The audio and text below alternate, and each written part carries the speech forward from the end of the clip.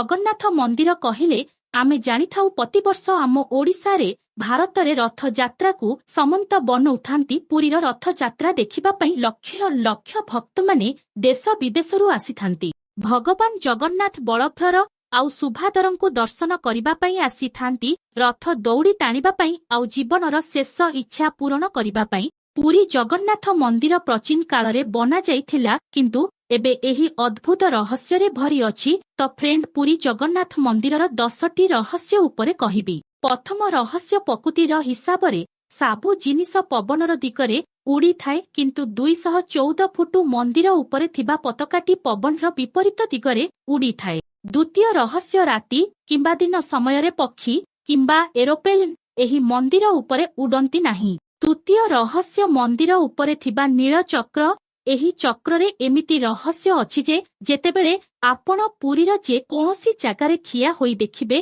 आपणଙ୍କ सामनारे मुह खला परी देखा जाए। चतुर्थ रहस्य पृथ्वीर कोबी समय रे समुद्र मुहाणरे दिनरे समुद्ररु भूमि को आउ भूमिरु समुद्र को पवन बहुथाए किंतु पुरी समुद्र मुहाणरे ठीक तारे उल्टा होई थाए। पंचम रहस्य मंदिरर मुख्य द्वार जहाकू सिंह द्वार कुह जाई थाए जेतेबेले आपण सह द्वार भितरकू प्रवेश करिबे समुद्र जुआरर ध्वनि सुना जिवो नाही किंतु पुरी मंदिरर अन्य जगारे छिला हेले समुद्र जुआरर ध्वनि सुनी परिबे।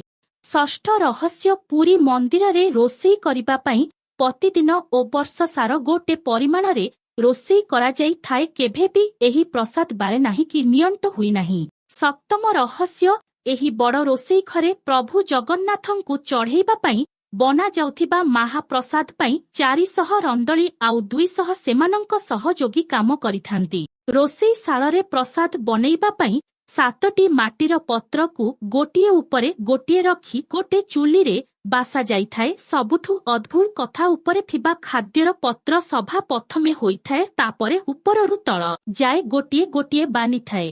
अष्टम रहस्य सिंह द्वार सामनारे थिबा अरुण स्तंभ लबारे बहुत उच्च देखा जाई थाए किंतु अरुण स्तंभर दिन बेले छाई अर्दृश्य रही थाए। नवम रहस्य आपण सुनिथिबे मंदिर उपरु गोटे बड़ पत्थर खसी पड़िथिला जहार ओजन 10 रु 15 टन बोली अनुमान करा जाए। एथिरे एमिति एक रहस्य रहिछि जे आजि पर्यंत केही जानि परिबे नाही। एही पत्थरटी मंदिरर कोउ स्थानरु खसिछि केही जानि पारि नाहंती। दशम रहस्य मंदिर भितरे बाम साइडी रे एक बट वृक्ष अछि कुहा जाए एही वृक्ष पुरातन कालरू एठी अछि। आम ओडिसा रे केते बात्या आसुछि जाउछि किंतु एई गछर किछि क्षति हेइनी।